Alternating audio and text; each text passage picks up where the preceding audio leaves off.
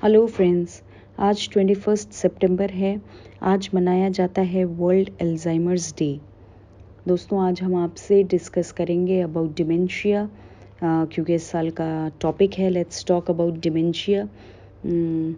तो ये एक इम्पॉर्टेंट चीज़ है जो अभी भी हमारी सोसाइटी में बहुत टैबू समझी जाती है और इसके बारे में लोगों को ठीक से पता नहीं है।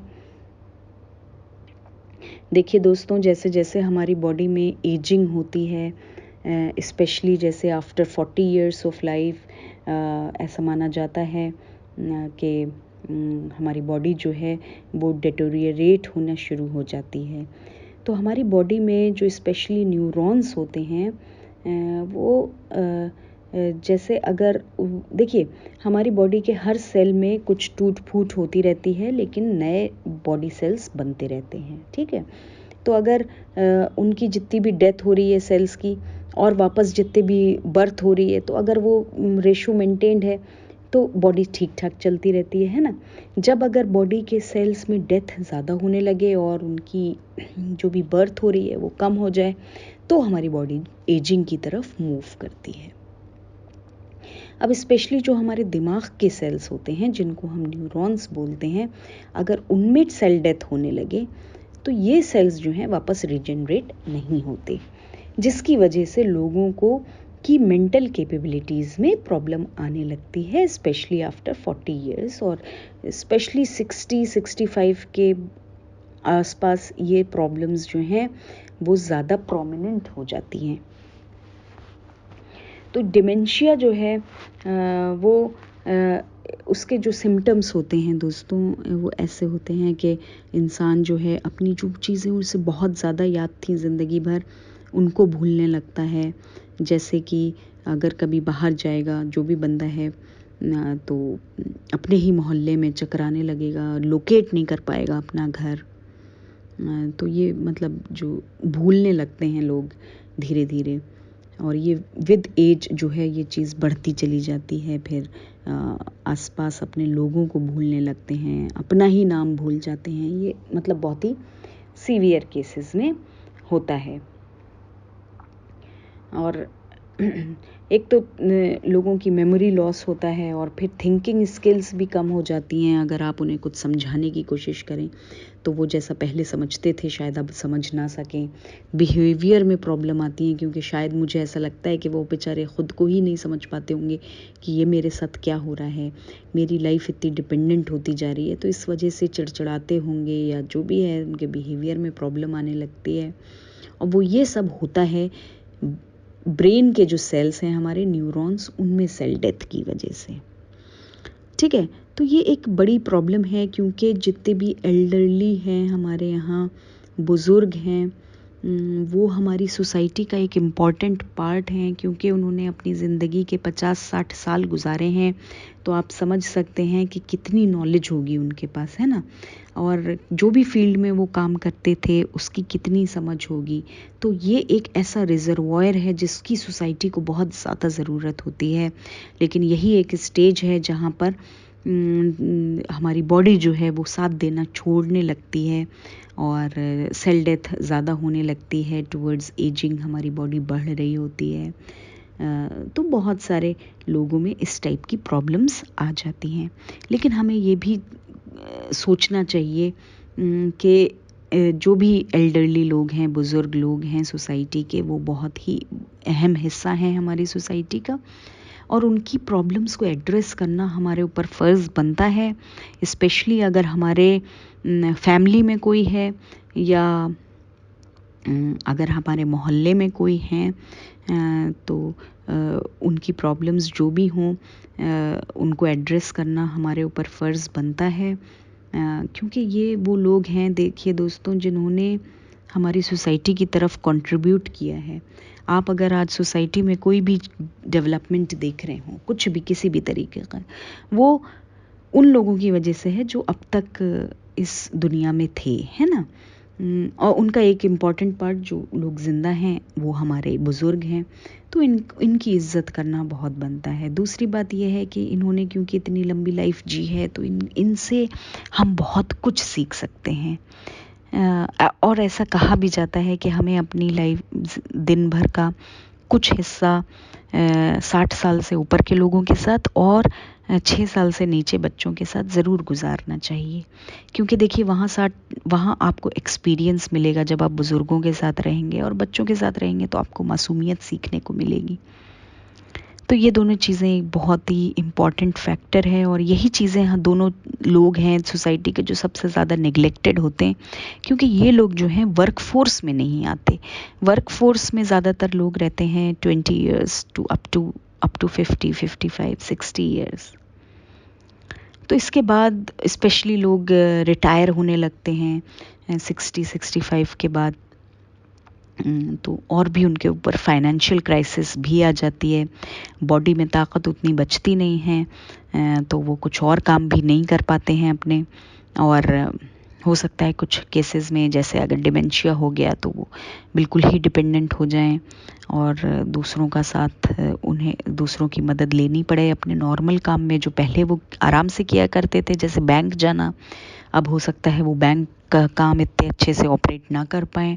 तो दोस्तों, हम लोगों पे ये फ़र्ज़ बनता है कि अब हमारे सोसाइटी के जो भी बुज़ुर्ग हैं हम उनको सपोर्ट करें उनकी लाइफ में, क्योंकि वो हमारी ज़िंदगी का एक अहम हिस्सा है। हमें बहुत कुछ सिखा सकते हैं। जितना कुछ भी हमें मिला है वो सब अपने बुज़ुर्गों की वजह से ही मिला है। और हमारे कल्चर में तो बड़ों की इज़्ज़त करना बहुत ही इम्पॉर्टेंट चीज़ रही है हमेशा से। तो ये इम्पॉर्टेंट है कि हम उन लोगों का ख़्याल रखें। हमारे आसपास देखिए, आपके नेक्स्ट डोर भी कोई हो सकते हैं जो बेचारे अकेले रह गए हों। अगर हम बहुत छोटा सा ही काम है कि उन्हें बैंक तक ले जाएं या उनको कुछ सामान ज़रूरत है मार्केट से, उनको ला के दे दें, अगर हम इतना भी कंट्रीब्यूट कर पाएँ तो हमें करना चाहिए दोस्तों। अपने बुज़ुर्गों का ख़्याल रखना बहुत ही इम्पॉर्टेंट चीज़ है। और दोस्तों, इसके अलावा मैं आपको बताती हूँ कि ये जो अल्ज़ाइमर है, इसका इलाज अब पॉसिबल है ना। काफ़ी मार्केट में क्योंकि रिसर्च होती रहती है तो दवाएं बनती ही रहती हैं। और अगर किसी को डिमेंशिया स्टार्ट हो भी गया है तो इसका मतलब ये नहीं है कि उसकी लाइफ ख़त्म हो गई। अपनी हेल्दी लाइफस्टाइल मेंटेन करते हुए, लाइक एक्सरसाइज करें, अपने स्ट्रेस को मेंटेन रखें, अपने सोशली कनेक्टेड रहें, तो इस तरीके से आप एक्टिव लाइफ फिर भी गुजार सकते हैं। तो डिमेंशिया से बिल्कुल भी घबराने की, परेशान होने की ज़रूरत नहीं है। अपने डॉक्टर्स को कंसल्ट करें, इसके लिए दवाइयाँ आ गई हैं। और स्पेशली अपना जो लाइफस्टाइल है उसको हेल्दी मेंटेन करके ज़रूर रखें। और दोस्तों, इसके अब क्योंकि ट्रीटमेंट भी हैं, और उसके अलावा मैं आपको बताऊं कि कुछ चीज़ें जो हमारे सोसाइटी में हैं, स्पेशली इंडियन सिस्टम में, जैसे कि हल्दी है। हल्दी बहुत अच्छी होती है हमारे न्यूरॉन्स के लिए, और सैफरन भी बहुत अच्छा होता है। तो ये चीज़ें ऐसी हैं जो मतलब इंडियन कल्चर में हमेशा से चली आ रही हैं, हमारे डिशेस में हमेशा से यूज़ हुई हैं। बल्कि एक स्टडी में तो ये भी पाया गया था कि इंडिया में जो डिमेंशिया है वो और कंट्रीज़ के मुकाबले में कम होता है, और लोग इसको कोरिलेट करते हैं क्योंकि हम लोग हल्दी यूज़ करते हैं, है ना। तो एक इम्पॉर्टेंट चीज़ है, स्पेशली जैसे हल्दी को आप दूध के साथ अगर पी सकें, तो हल्दी को जितना ज़्यादा एक्वायर कर सकें अपनी लाइफ में उसको एक्वायर करें। वो एक बहुत अच्छा ही सिस्टम है। और हम लोगों को एक हेल्दी लाइफस्टाइल हमेशा से मेंटेन रखनी चाहिए।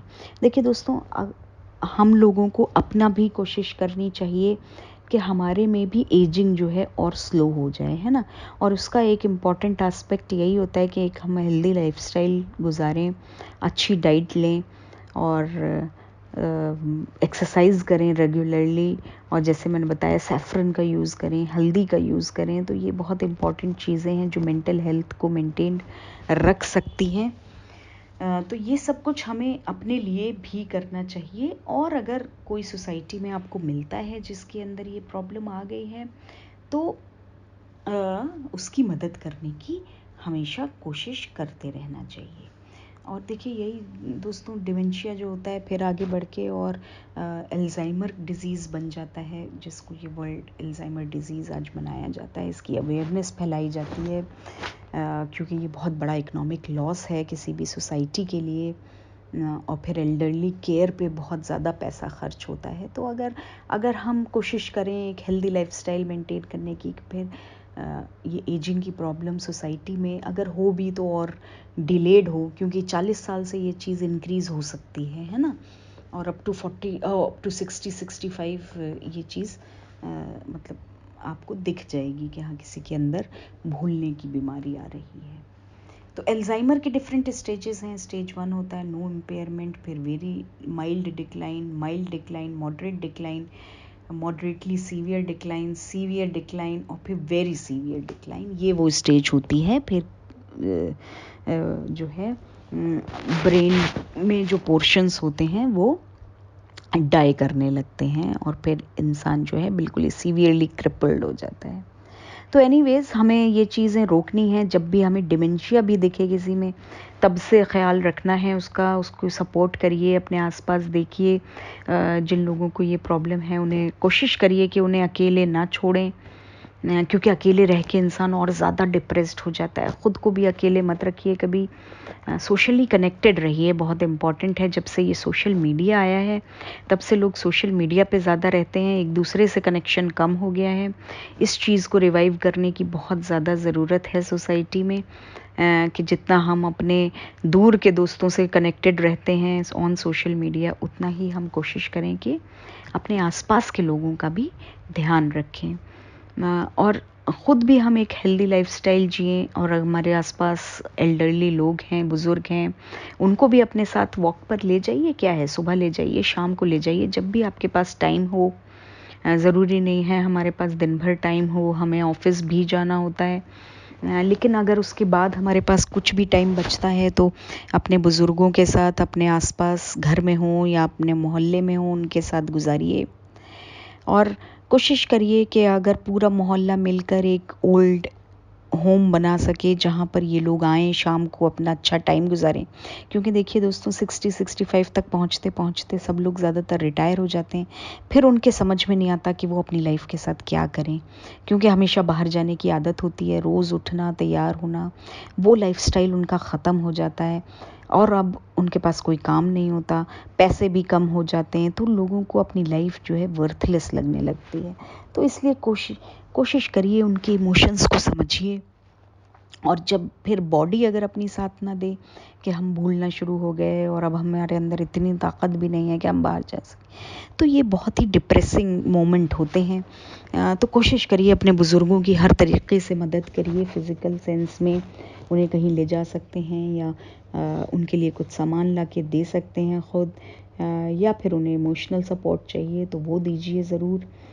उन लोगों का ज़रूर ख़्याल रखें दोस्तों। इसी के लिए ये वर्ल्ड अल्ज़ाइमर डे मनाया जाता है और इसके बारे में जानकारी लोगों को कम है, इसलिए अवेयरनेस फैलाना बहुत ज़रूरी है। अब इसका इलाज पॉसिबल है, तो जैसे ही साइंस दिखें इसके फ़ौरन डॉक्टर को कंसल्ट करें।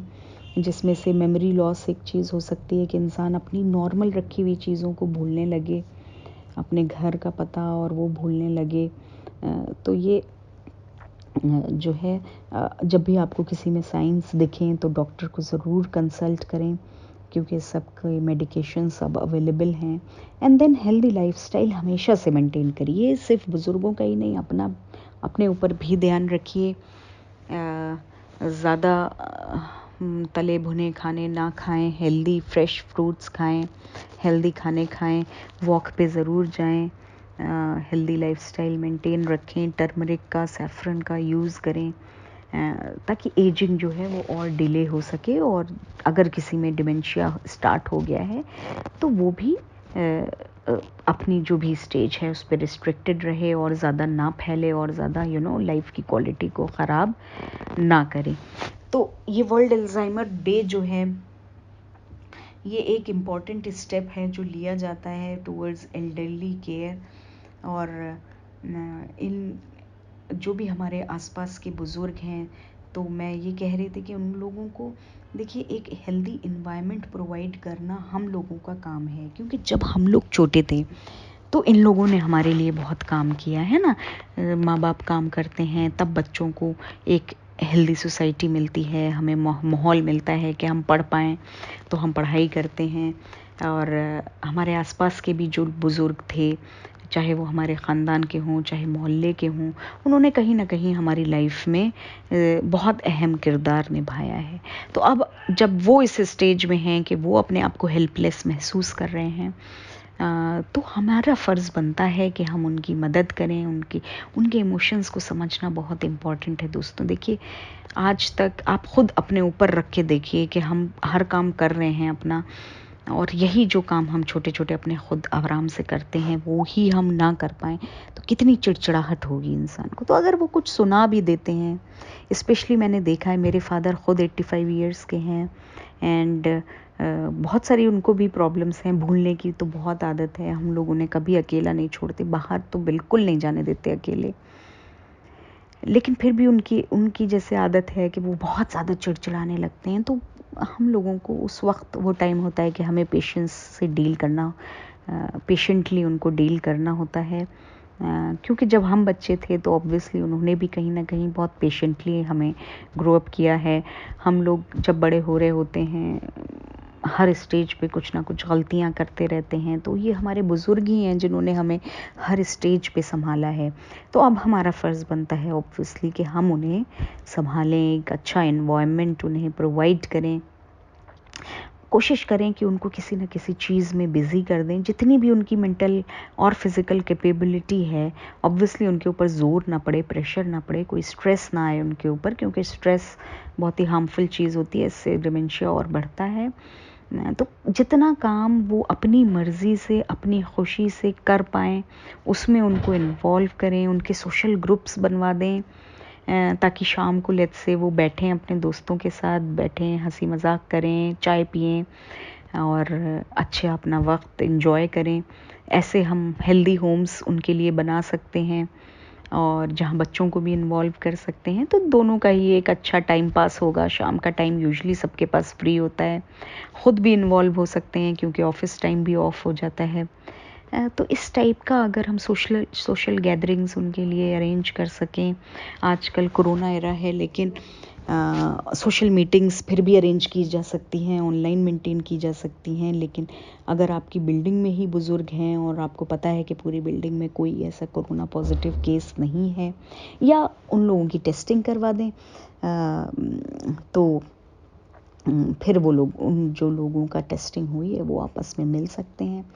और दोस्तों देखिए, कोरोना एरा में एक और मैं इम्पॉर्टेंट बात कहूँगी कि जब भी कोरोना की ये गाइडलाइंस आई, तो उसमें स्पेसिफ़िकली लिखा था कि 60 साल से ऊपर और 10 साल से नीचे के बच्चों का बहुत स्पेशल ख्याल रखा जाए इसमें, क्योंकि जैसे जैसे एज बढ़ती है तो वैसे वैसे इंसान के बॉडी में इम्यूनिटी भी कम होती है। तो कोरोना पेंडेमिक एरा में ये बहुत इम्पॉर्टेंट है कि अपने बुज़ुर्गों का बहुत ख़्याल रखें, लोगों से उन्हें बचा के रखें, उन्हें सिर्फ उन्हीं लोगों से मिलने दें जिनकी प्रॉपर टेस्टिंग हुई हो। थोड़ा बहुत देखिए ख़्याल अगर सोसाइटी में हम रखते हैं, तो एक तो ये हमारी तरफ से एक पे आउट होगा क्योंकि उन्होंने हमारा ख़्याल रखा है, और फिर कहीं ना कहीं हम अपनी धरोहर को मेंटेन रखते हैं, क्योंकि उनके पास जो एक्सपीरियंस है वो हमारे पास नहीं है, और उस एक्सपीरियंस का हम भरपूर फ़ायदा उठा सकते हैं, भरपूर यूज़ कर सकते हैं। और उनकी अगर फ़िज़िकल एबिलिटीज़ कहीं से कम हो गई हैं तो उनको उस चीज़ में मदद करिए। मेंटल एबिलिटीज़ कहीं से कम हो रही हैं तो उसमें उनकी मदद करिए, उनको डॉक्टर के पास ज़रूर लेके जाएं। रेगुलर उनका चेकअप होना, और स्पेशली होल बॉडी चेकअप होना, ये तो मैं सबसे कहती हूँ, स्पेशली आफ्टर 40 इयर्स, साल में एक बार होल बॉडी चेकअप होना बहुत इम्पॉर्टेंट है। क्योंकि जब अगर कोई मर्ज़ जो है वो बढ़ जाए तो फिर उसका इलाज होना मुश्किल होता है। तो अगर आप उसे बहुत ही अर्ली स्टेज में पकड़ लेते हैं तो वो एक अच्छी चीज़ हो जाती है और उसको आराम से मैनेज किया जा सकता है। और जो अगर एल्डरली हैं 60-65 से ऊपर के, जिन्हें हमारे सीनियर सिटीजन्स भी कहा जाता है, उनके साथ इज़्ज़त से पेश आएँ दोस्तों। बहुत लोगों को मैंने देखा कि बिल्कुल ही, क्योंकि वो लोग काम के नहीं रहते तो उनकी इज़्ज़त करना छोड़ देते हैं। तो ये चीज़ें हमें अपने बच्चों को भी सिखानी होंगी। देखिए दोस्तों, अगर हम अपने से बड़ों का हम इज़्ज़त नहीं करेंगे तो बच्चे हमारी हर एक्टिविटी वॉच कर रहे हैं, है ना। कल को ये होगा कि वो हमें भी साइड डाल देंगे। तो ये चीज़ें हमें अवॉइड करनी चाहिए। कुछ हैप्पी होम्स उनके लिए बनाने चाहिए जहाँ वो मिलें, लोगों से बात करें। आज सोशल डिस्टेंसिंग चल रही है तो वो ऑनलाइन उनकी मीटिंग्स करा दीजिए। अपने पुराने लोगों से मिलके, मैंने ये भी देखा है स्पेशली अपने फादर के साथ के पुराने लोगों से मिलके और पुरानी बातें करके उन लोगों को काफ़ी अच्छा लगता है। और एक बहुत इम्पॉर्टेंट चीज़ मैंने देखी है, जब भी मैं इन बड़े लोगों से, बुज़ुर्गों से मिलती हूँ, कि वो बातें बहुत करते हैं, कि वो आपको लेकर बैठ जाएंगे और फिर अपने जितने भी लाइफ एक्सपीरियंसेस हैं उनको शेयर करते रहेंगे। तो मुझे लगता है कि उनको बहुत अच्छा लगता होगा ये, क्योंकि उन्होंने जो कुछ भी सीखा है वो उनके दिमाग में चलता रहता होगा और फिर उन्हें लगता होगा कि कोई ना कोई मिल जाए जिसके सामने मैं ये सब निकाल दूँ। तो कोशिश करिए उनके साथ टाइम गुजारिए। उनकी जो भी बातें हों, जो भी कंसर्न्स हों, उनको सुनिए, अच्छे से डील करिए, पेशेंटली डील करिए उन्हें। और देखिए दोस्तों, एक और इम्पॉर्टेंट चीज़ है, अपने घरों में अगर हमारे बुज़ुर्ग हैं तो कुछ ख़ास चीज़ों का ख़्याल रखें।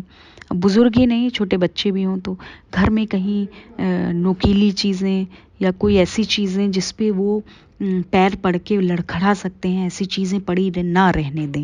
ये बहुत इम्पॉर्टेंट होता है। हमारे फादर जब भी आसपास होते हैं, हम रास्ते में अगर कुछ भी आ रहा होता है तो बिल्कुल ही हटा देते हैं। स्पेशली फ्लोर मैट्स, अगर वो जो छोटी मैट्स होती हैं वो भी, क्योंकि पैर में उलझ सकती हैं और वो लोग इतनी स्विफ्टली अपने बॉडी को नहीं संभाल सकते जितने आराम से हम लोग संभाल सकते हैं। तो हम लोग वो सारी चीज़ें भी हटा देते हैं। कोई नीचे चीज़ रह गई, कोई पिन रह गई या वो, क्योंकि उन लोगों की नज़र भी कम होने लगती है, तो वो चीज़ें भी आप अवॉइड करके रखें उनके आसपास से, शार्प ऑब्जेक्ट्स। और ये चीज़ें ऐसी भी हैं, बच्चों से भी दूर रखें। उनकी मेडिसिन्स का प्रॉपर ध्यान रखें कि किस टाइम, अगर आप ऑफिस में हैं तो भी आप एक कॉल करके उनसे पूछ तो सकते ही हैं कि आप अपनी दवा ले रहे हैं कि नहीं। तो ये भी एक इम्पॉर्टेंट चीज़ होती है। और दोस्तों देखिए, कोशिश करिए, हम भी उन लोगों के साथ रहे हैं तो कोशिश करिए कि जो भी आपके एल्डरली पेरेंट्स हैं या ख़ानदान में कोई हैं और अब वो अकेले हैं तो उनको अपने साथ रखिए। क्योंकि जैसा हम लोग क्राइम पेट्रोल में देखते रहते हैं, एल्डरली को बहुत लोग टारगेट कर लेते हैं, क्योंकि अब देखिए मेंटल कैपेबिलिटीज़ नहीं हैं, फिज़िकल कैपेबिलिटीज़ कम हो रही हैं, तो वो एक इजी टारगेट बन जाते हैं, जैसे बच्चे एक इजी टारगेट बन जाते हैं। तो ऐसा ना होने दें, उनको अपने साथ रखें, इज़्ज़त करें उनकी, उनके साथ अच्छा वक्त गुजारें, उनकी अच्छी बुरी बातें सब सुन लें। उन्होंने भी हमारी बहुत कुछ सुनी है। उनका साथ दें इस मुश्किल वक्त में, क्योंकि बहुत ही लाइफ का शायद ख़राब टाइम है कि हम लोग शायद इमेजिन भी नहीं कर सकते कि अपनी बॉडी को खो के जीना क्या होता है। और वो अपनी बॉडी को धीरे धीरे ख़राब होता हुआ देख रहे हैं, उसको महसूस कर रहे हैं। और फिर एक इम्पॉर्टेंट स्टेज उनकी लाइफ में ये आती है कि जो उनके साथ के लोग हैं उनकी डेथ होना शुरू हो जाती है, उनके दोस्त, उनके भाई बहन। तो वो भी एक बहुत ही अजीब सा मोमेंट होता है, जब उनको बहुत इमोशनल सपोर्ट की ज़रूरत है। अपने आसपास के लोगों को मरते हुए देखना भी काफ़ी प्रॉब्लमेटिक हो सकता है, उनके ऊपर असर कर सकता है। तो उनका साथ दीजिए, उनके साथ रहिए, इज़्ज़त से उनके साथ बिहेव करिए, अपने बच्चों को सिखाइए। आप उनके साथ आज अच्छे रहेंगे अपने बुज़ुर्गों के साथ, तो कल आपके बच्चे आपके साथ अच्छा आपका ख्याल रखेंगे। और इंडियन सोसाइटी में तो वैसे भी ओल्ड एज होम्स कम होते हैं। उसकी ये वजह है कि हमारे कल्चर में ये चीज़ है कि हम बुज़ुर्गों को अपने से अलग नहीं करते। ये एक बहुत अच्छी बात है इंडियन सोसाइटी की। लेकिन जहाँ पे बहुत ज़्यादा ज़रूरी हो जाता है, स्पेशली घर में वायलेंस होने लगे बुज़ुर्गों को लेके, तो अवॉइड करिए। फिर उनके लिए हम लोगों को मेंटेन भी करने चाहिए ओल्ड एज होम्स, और वहाँ पे विज़िट करते रहना चाहिए। और कोशिश करिए कि घर में अगर वो साथ में रहें तो ज़्यादा अच्छा है, क्योंकि उनकी बड़ों की वजह से दोस्तों मैंने हमेशा फील किया है कि एक स्पेशल ब्लेसिंग रहती है घर में, जो किसी बड़े के बिना नहीं हो सकती। और कोई चीज़, कोई और कुछ भी, आप कोई भी नौकर लगा लीजिए, कुछ भी लगा लीजिए, किसी को भी रख लीजिए, वो चीज़ किसी कोई और पूरी कर ही नहीं सकता जो एक आपके घर का बुज़ुर्ग कर सकता है। तो एक पता नहीं, बहुत ही अच्छा सा माहौल रहता है, सब लोग डिसिप्लिन में रहते हैं बड़ों के सामने, ये भी एक इम्पॉर्टेंट फैक्टर है।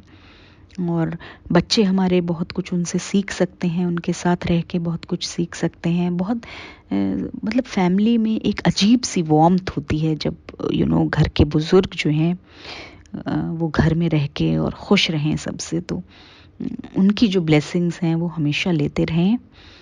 और वर्ल्ड अल्जाइमर्स डे पे मेरी आप सबसे यही गुजारिश है कि ये बहुत ही इम्पॉर्टेंट पार्ट है हमारी सोसाइटी का, इनका बहुत बहुत ख्याल रखें और अपना भी बहुत बहुत ख्याल रखें कि हमारे अंदर भी एजिंग जो है वो डिले हो जाए और हमारी भी अच्छी लाइफ बनी रहे। थैंक यू दोस्तों।